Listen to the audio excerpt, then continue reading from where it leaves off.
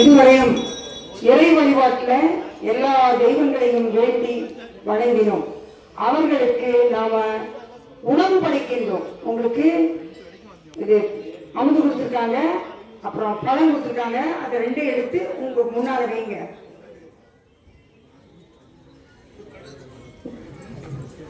இப்ப சாமிக்கு கட்டாயமாக தீர்த்தம் வைக்கணும்.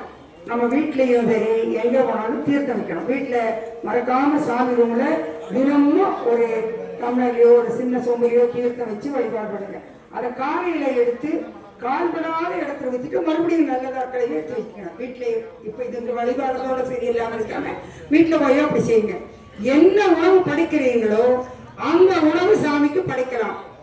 சுத்தமா தானே படைக்கிறீங்க, அதை நீங்க மீண்டும் எடுத்து சாப்பிடலாம். தினமும் இங்க வழிபாடு செய்யறது மட்டும் இல்லாம வீட்லயும் சாமி சன்னிதானங்கள் சொன்ன மாதிரி வீட்லயும்